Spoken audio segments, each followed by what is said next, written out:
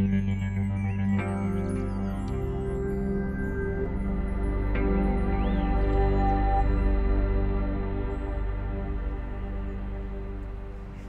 welkom. Welkom op de Jeugdtheaterschool. Dit is de kantine. En daar hangen alle slingers om te feesten. Want we besteden 24 hier. En dat is best bijzonder. Dat is heel bijzonder, ja.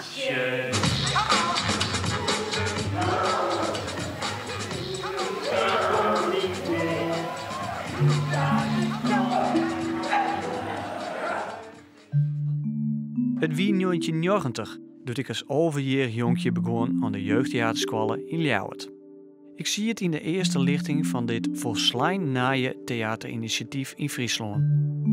Een bijzondere tijd voor mij en echt voor honderden oren ben die naar mij kwamen.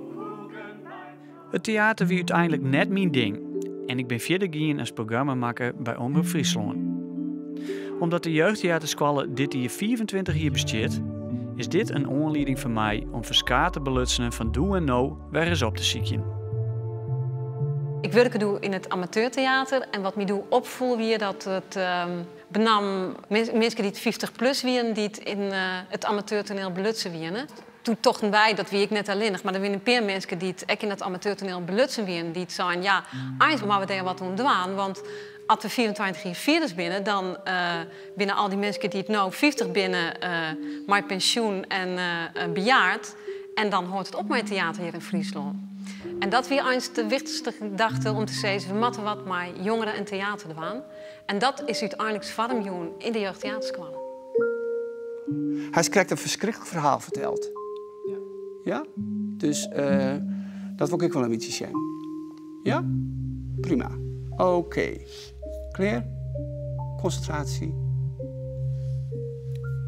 Ik ben Goortje Eenling, theaterdocent aan ROC Friese Poort. Hilde Mulder die heeft mij vregen als eerste docent samen met haar les te gaan aan de jeugdtheaterschool. Te jaren hebben we een beetje de taalleerlingen maken en dat hebben we dient op de zolder van theater. Dat wie het sprakje werd wij de boel voorbereid. Hè. Ik heb hier een mooie foto ervan.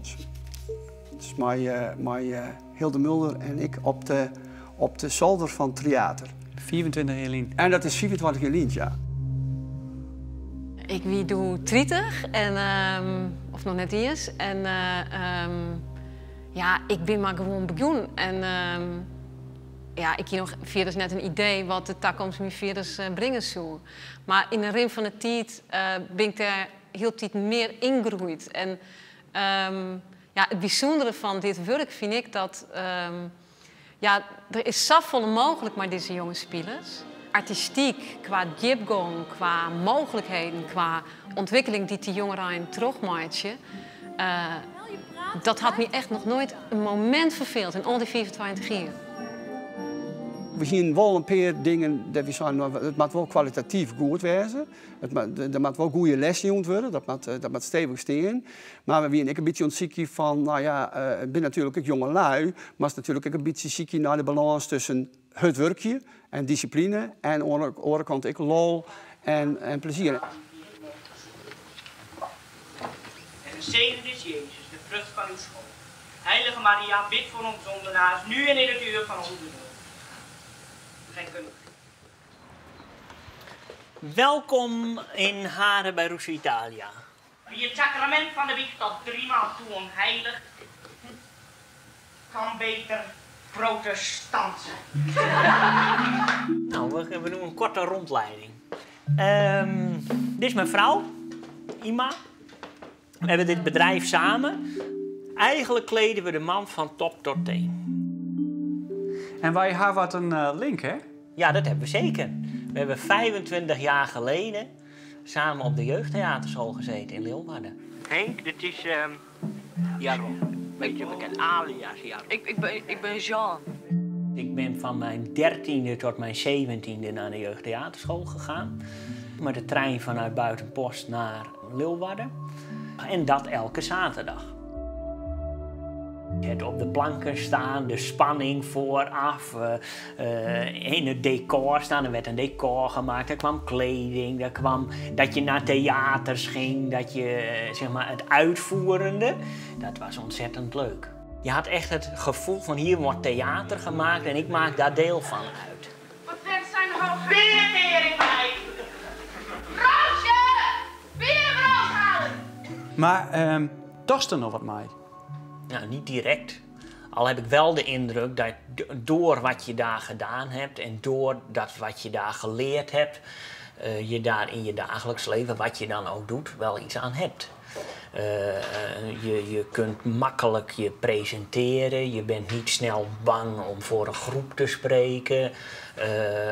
Ja, dat zijn dingen, denk ik toch, die je daar hebt geleerd. Je hebt natuurlijk in een leeftijd dat je eigenlijk opgroeit en een deel van je karakter gevormd wordt, kom je wel elke zaterdag in aanraking met dingen als spreken, zang, presenteren, bewegen. Niet mijn favoriete onderdeel. Manica ricciata, fodera normale, due bottoni, due spacchi, asola aperte. Met de hand? Of, Met de hand. Mijn idee was altijd van, nou ja, om achter de camera werk te vinden. Ik heb communicatiewetenschappen gestudeerd met het idee van, nou, ik wil eigenlijk werk vinden in de televisiewereld. Dat was eigenlijk film, televisie, daar lagen mijn interesses. Door de jeugdtheaterschool wist ik hoe het theaterbedrijf werkt. Dat vond ik interessant. We hadden ook links met televisie en met film gehad daar. En dat vond ik ontzettend interessant om daarin door te gaan. Niet voor de camera, maar erachter. En is dat bij deze toch mislukt? Dat is gigantisch mislukt, ja. Dus het is nou voor de camera? Ja, in dat opzicht, ja. Ja, ik sta nu voor de camera uit te leggen.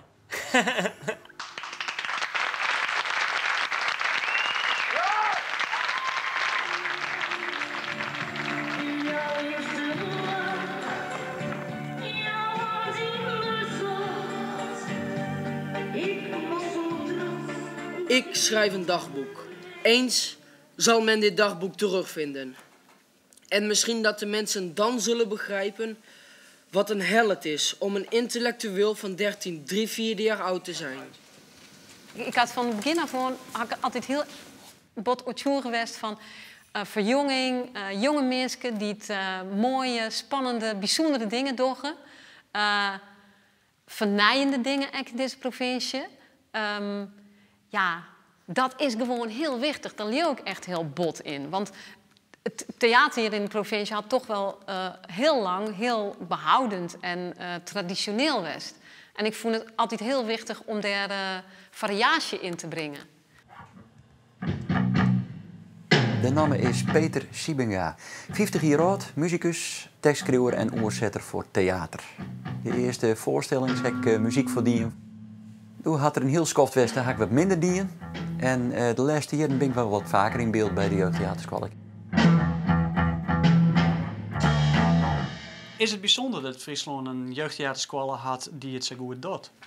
Knijp je handen dicht. Ja.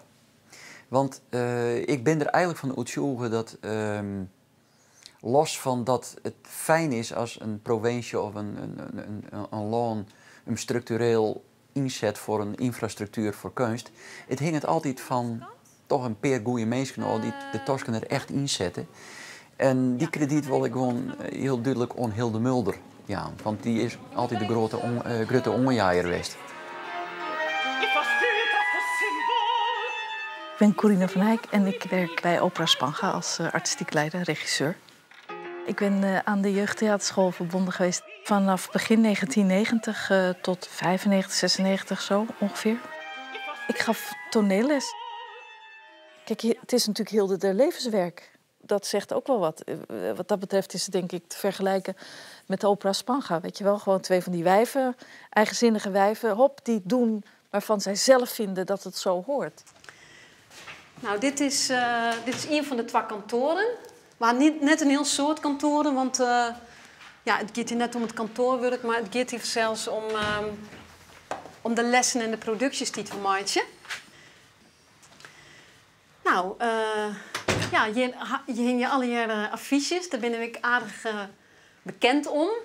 Daar ben ik zelfs ook heel grutsk op. Dit is eigenlijk de crèmekamer van alles wat we doen. Hier wordt alles betocht en voorbereid en organiseerd. En ja, dat is echt hier.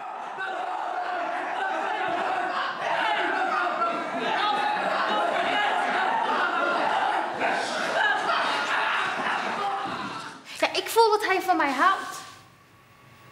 Hij is me heilig. En alle begeerte zwijgt in zijn aanwezigheid.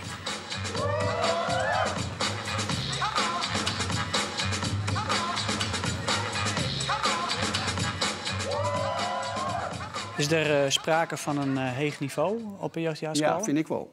Een serieus centrum dat jongeren voor het eerst eigenlijk professioneel met theatermeisjes in aanraking komen. De producties die er gemaakt werden, die waren echt, daar viel niemand bij in slaap. Dus dat waren levende producties. En ja, ik denk dat Hilde dat behoorlijk op een behoorlijk hoog niveau had, ja. Hier van de hoogtepunt vanaf Aroniën vind ik de Hamlet. Dat vind ik echt een topper. Ik heb nog nooit zo mooi het Hamlet gezien. Want ik recenseer dan van de kranten. En dan heb ik heel wat Hamlet gezien. Dit weer de zonde of 18 in mijn leven. Maar dit weer de allermooiste. En dan denk ik, nou, dan mag het wel een hoog niveau hebben qua lessen. Want anders krijgt de jongelui net zo vier. Ze hebben het gelok of de goede smaak, hoe je het maar nemen wil, om toch hierin altijd toch weer mensen die scholen binnen te krijgen. Die dus jongeren ja, onfieteren kennen om wat meer te doen als alleen nog een typeke. Of leuk te doen, zodat de mensen om die lightje. Nee, gewoon het hele palet van hoe verhoost die een publiek als het op een podium is en hoe verhoost die het meisje van theater. Dat gebeurt er heel goed. Oké. Is iedereen klaar? Attentie. En maak het groot. Dus niet een beetje markeren, maar maak het echt groot.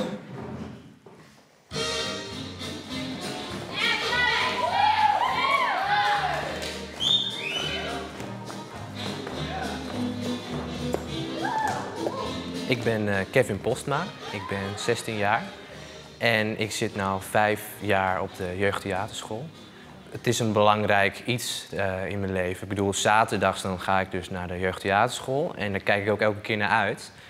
En het is iets waar ik gewoon mezelf kan ontwikkelen in het creatieve theater spelen, zeg maar. Nou, je wordt hier echt wel uitgedaagd om echt jezelf te laten zien, dingen te durven die je normaal dus niet zou doen. En nou, zij zeggen van, nou, maak nu een scène en jij bent dit en jij gaat dit doen. Ja, dan moet je het gewoon doen. Je moet gewoon bluffen, je moet eigenlijk lef hebben en gewoon doen. Je moet gewoon scheid hebben, niet denken, gewoon doen. Niet te veel wiebelen. Niet te veel pompen met je armen. Hou je armen stil. Ik ben René Rijpstra, ik ben 18 jaar. En de jeugdtheaterschool heeft wel echt voor mij alle interesse en motivatie opgewekt om daar echt mee verder te gaan. Dus eigenlijk is het hier wel echt begonnen wat ik verder met mijn hele leven wil doen.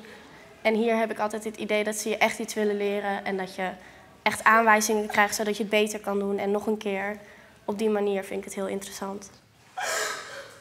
Het wichtigste vind ik dat ze mijn maatje hoe bijzonder theater is. En hoe volle willen als ze haken in het maatje van theater. En net alleen nog het maatje van theater, maar alles wat er maar geer hingen. Dus dat is een bijzondere tijd als met elkaar. Dat is bijzondere dingen maken, in scènes, op toneel. Hoe bijzonder het is om in een voorstelling te spelen, om zelfs een serie voorstellingen te spelen, om op tournee te gaan met zo'n voorstelling, met alle spelers en de hele crew op reis. Ja, het gaat om het spelen zelfs, maar het gaat ook om alles wat om het theater heen hingt. En dat het gewoon een heel bijzonder vak is. Nog groter? Nee, echt op die sterren zo? Ik wil het liefst volgend jaar weer audities doen voor de Kleinkunstacademie in Amsterdam. En dat is een combinatie van theater en muziek en ook wel een beetje cabaret.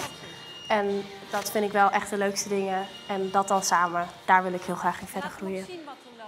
De pasjes, die weet ik zo niet. Ik kan alleen maar iets zeggen over de bluff waarmee jullie het doen. En daar kan absoluut nog wel wat bij. En dat betekent niet dat je zomaar wat gaat doen. Maar wat je doet, doe dat vol overtuiging. Dus liever vol overtuiging 3 passen mis... dan dat je de hele tijd bij je voorbuurman zit te kijken van... oh, hoe doet hij de pasjes? Ik weet niet of ik er ook echt mijn werk van ga maken. Omdat, ja, ik denk, theater, het vak, is toch best wel lastig om echt werk te vinden en om je brood ermee te verdienen. Dus ik richt me eerst gewoon op een studie, op een goede studie en daar dan iets mee doen, werken. Een goede baan hebben. En dan kan theater er altijd nog naast. En mocht het daar nog wat mee worden, dan is het alleen maar leuk, alleen maar extra. Dus in principe als hobby. En als het er extra mee dingen kan gebeuren, dan is dat ook fijn.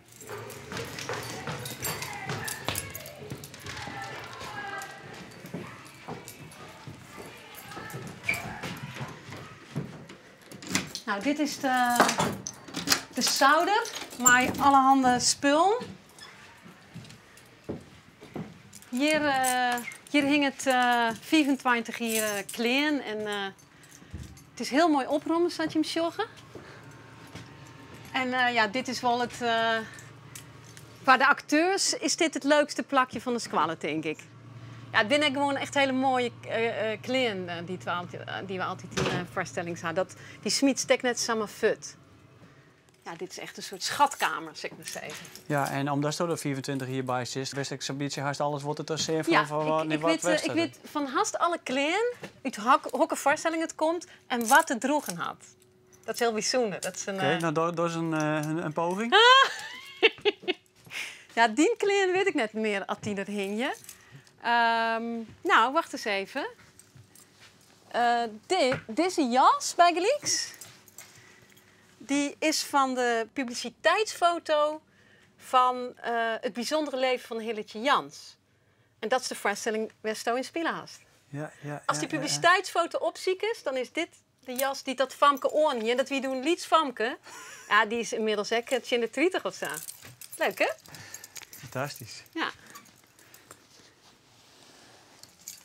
Kijk, en deze jurk heeft Annemaike Bakker gedragen in Goede Reizen. Hoe lang is dat, Lien?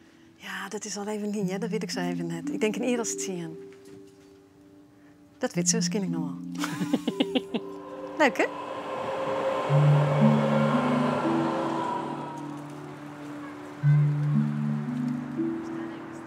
Nou, welkom in Bremen. Hier werk ik. Dit is Theater am Goetheplatz. En daar hang ik ook. Pippi Langstrumpf, dat is een van de voorstellingen die ik gedaan heb.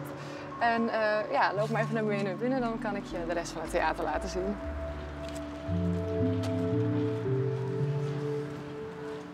Ja, hier hangen de posters van de voorstellingen die we spelen. Hier is ook de kassa, dus dan zien de mensen eigenlijk wat er allemaal te zien is in het theater. Hier ben ik. Wat voor voorstelling is dit? Dit is Othello. Dus als je verderop kijkt, daar hangt nog de kersentuin. Dat hebben we vorig jaar gemaakt met Alice de Zandwijk van het Rood Theater. Die regisseert hier ook. En daar bist je ook? Hier ben ik in mijn badpakje. Ik ben opgegroeid in Burgum, in Friesland. En ik ben hier vast in dienst bij dit theater. En ik ben vast in het ensemble. Er zijn 19 acteurs in dienst. En ja, een vast contract, dat is wel bijzonder of zo. Dat heb je in Nederland veel minder dan hier. Toen had ik op de jeugdtheaterschool zitten, hè? Ja, klopt. Van volgens mij 1999 ben ik daar begonnen. En ik heb er 5 jaar op gezeten, dus bijna de hele middelbare schoolperiode. Daar heb ik wel ontdekt ook dat ik ook wel van theater mijn beroep wilde maken. Ik denk dat ik daar zowel als acteur, maar ook als mens echt gegroeid ben.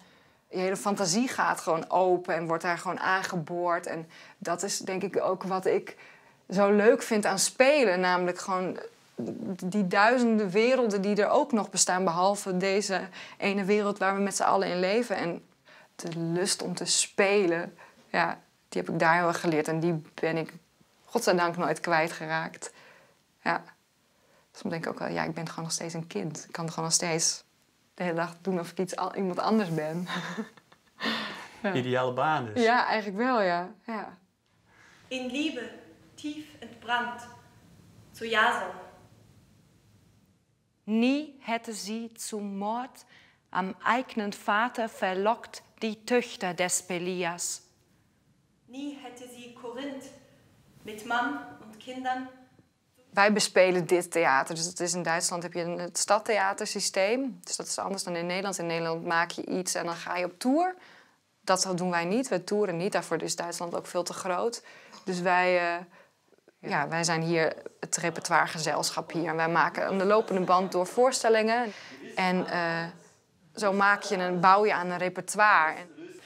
Irgendwie ist es doof, dieser Auftritt und dann so... Also, probier's doch mal aus. Einfach, dass wir auch nicht gleichzeitig gehen, ne? Dass wir ein bisschen tiefer haben. And how is Annemaike doing? Yeah, she's great. Of course, I worked with her before, and she has a very positive energy coming to rehearsals. And I think they are all her colleagues. They really, if you ask one of them, they all really love to work with her.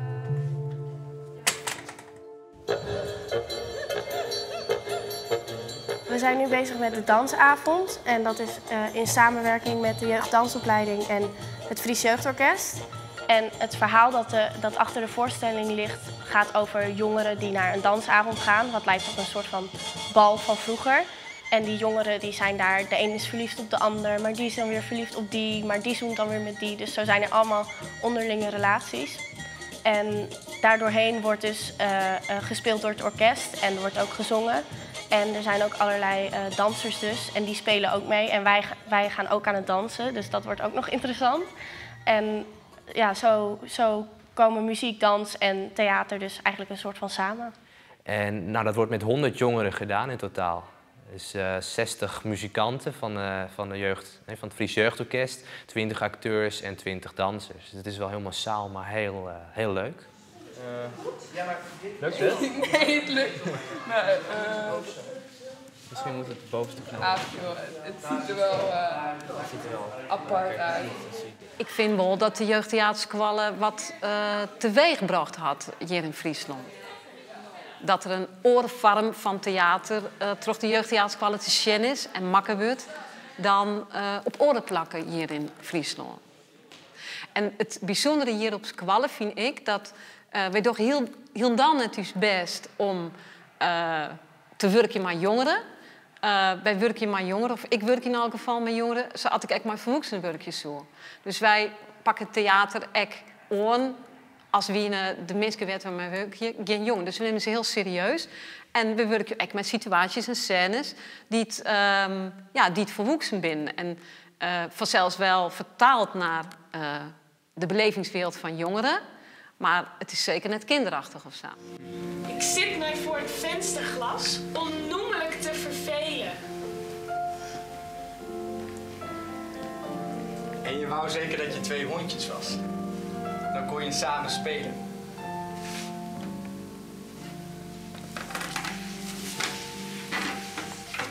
Overdag moesten we werken. En moesten we ook een uur uit Johns geliefde boeken passages voordragen. Maar s'avonds is het hier één groot feest. Trouwt ze met die hond, dat zwijn, die aap, mijn oom. Je kan niets goeds uitkomen. Wat betreft de jeugdtheaterskwallen? Een vrijplak voor een van de belangrijkste dingen in het menselijk leven. Speel je, boat je. Het is een soort laboratorium van jonge mensen om zich te ontwikkelen in de theaterspeling. Dat is de budgetting. En wat een voorbeeld wijzen kan voor de Friese cultuur. Ik denk dat het voor heel veel studenten of leerlingen een hele grote betekenis heeft gehad. Ik denk echt dat dat een ongelooflijke impact heeft gehad op hun leven.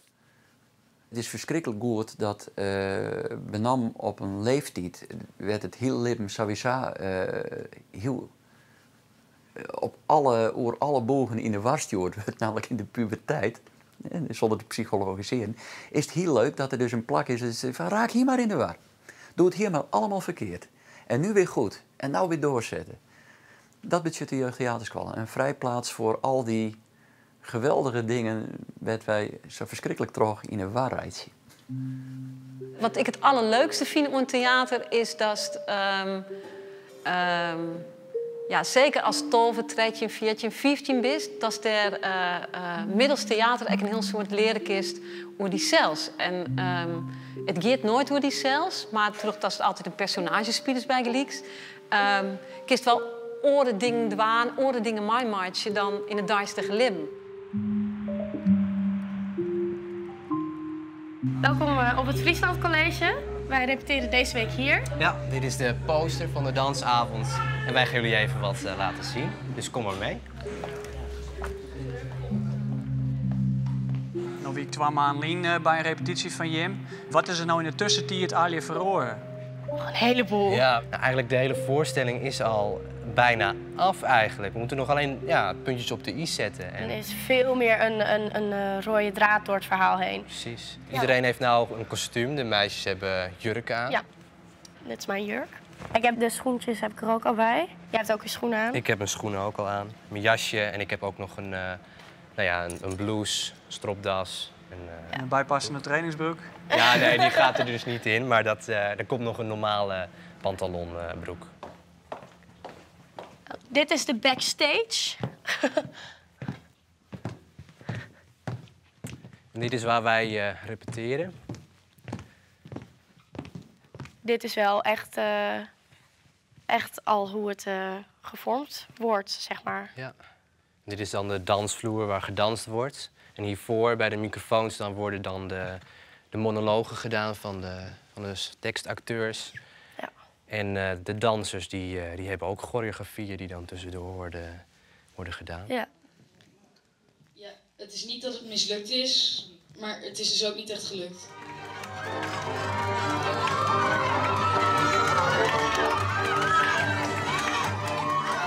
Wat ik vooral bijzonder aan deze voorstelling vind, qua mijn deel erin, is dat ik ook moet zingen. En ik word dan begeleid door het orkest en dat vind ik wel echt heel spannend. Want ik ben vaak verkouden, zoals nu.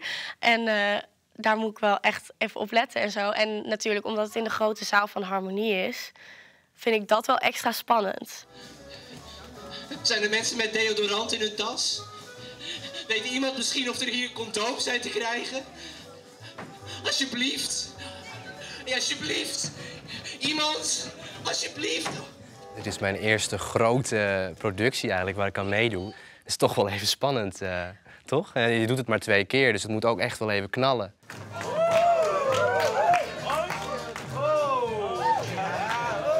Ik denk, Friesland zou er volle trots op wezen, maar dat ze samen jeugdtheaterscholen, want het is echt heel bijzonder. Ja, als eerst in Nederland just en als het niveau ik just van deze squallen vergeleken bij de andere jeugdtheaterscholen, dan hebben we iets bijzonders in huis. Maar dat wordt net altijd zijn. En ik vind dat maar wel wat meer. Dat maar Friesland wel wat meer, een beetje onder dat ons kinken. Dat wie dat hè. Kist nog 24 jaar terug aan de jeugdtheaterschool is het dan daar de squallen wel. Als ik nou nog weer 24 jaar terug ga, dat weet ik net helemaal. Maar misschien wel. Ik ben dan, ik moet even nadenken, ja, 80. Nou, in die tijd denk ik dat het heel normaal is dat je ongeveer 84ste aan het werk bent. Als dat zo uitkomt, dan ben je nog wel 24 jaar. Jazeker, ja. Ik heb volop ideeën en plannen. En er ben nog genoeg zaakwerk van ik denk, ja, dat moet ik nog even. Oké. Hoe was het om te doen zo? Is het leuk, ja? Ja, heel fijn. Is te doen, hè? Ja. Maar voor een eerste doorloop petje af. Echt waar, jongens. En na 3 dagen, jongens. Ja. Hè? We zijn al maar 3 dagen bij elkaar. Ja. Dat vind ik echt top. Ja, het is echt heel goed gedaan. Ja.